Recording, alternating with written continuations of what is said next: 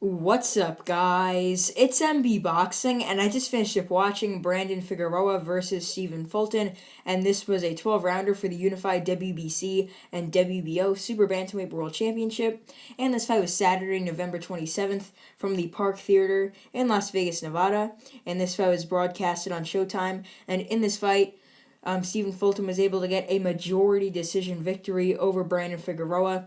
Let me just say this first. This was an outstanding fight, definitely a fight of the year contender.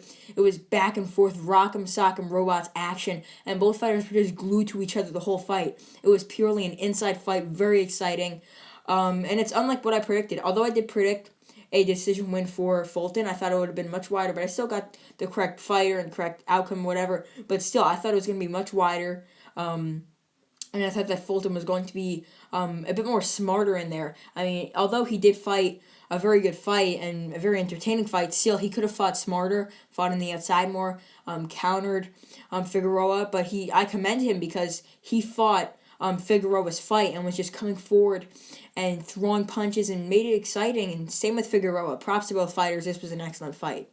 So I had the bout scored 115 to 113 in favor of Brandon Figueroa, actually, and the judges scored the bout 114 to 114, even a draw, and the other two judges scored the bout 116 to 112 in favor of Stephen Fulton. So, I mean, just to break down the fight, I mean, I'm going to be honest, every single round was the same.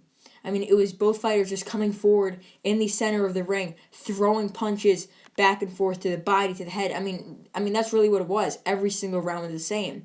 And if you're watching this fight, drop in the comments below your scorecard. And I mean, if you agree with me, if the fight was really just at the center of the ring and every round was just identical, both fighters at the center of the ring just throwing punches, just almost in the clinch, it looked like they were just so close to each other, throwing shots to the body, specifically uppercuts, and hooks to the head. I mean, rarely they would break apart from each other and throw shots on the outside, and that's like old school boxing. I mean, this was an excellent fight. It was just a pure war. Both fighters didn't really care about defense, it seemed like, although Fulton did have some slick counters on the inside as well, and would move his head sometimes, but not as much as usual. But I mean, still, it was a very, very fun fight nonetheless. And I mean, this does show that Stephen Fulton is a very, very versatile fighter, as he was able to. I mean, we've seen before that Stephen Fulton can box. We've seen that now he could fight in the inside against power punchers. So with that being said, what is next for Stephen Fulton?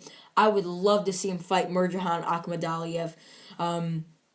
Akhmadaliev holds the other two belts, the IBF and the WBA. Fulton holds the WBO and WBC now. Let's make it happen. Let's just see if we could have an undisputed super bantamweight world champion. I mean, this weight class has been heating up in the past year. It's an excellent weight class, one of my favorites to watch.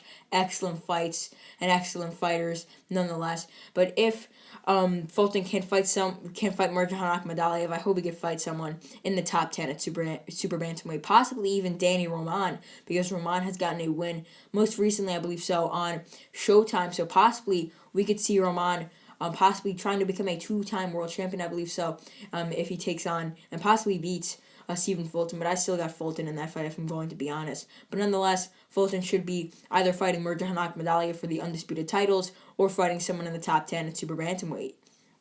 But as for Brandon Figueroa, he's still an excellent fighter, and he showed that he still can compete in the top 3 at this weight class. So he's still a top 3 fighter in this weight class. The top 3 is Stephen Fulton, number 1, number 2, Brandon Figueroa, and number 3, Mirjahan Akhmadaliev, in my opinion. And I'd still love to see Brandon Figueroa fight someone in the top 10 at this weight class, because he's still a world-class fighter and an excellent fighter, if that.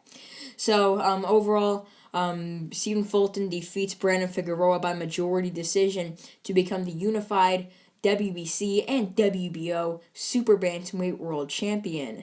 And yeah, that's really it.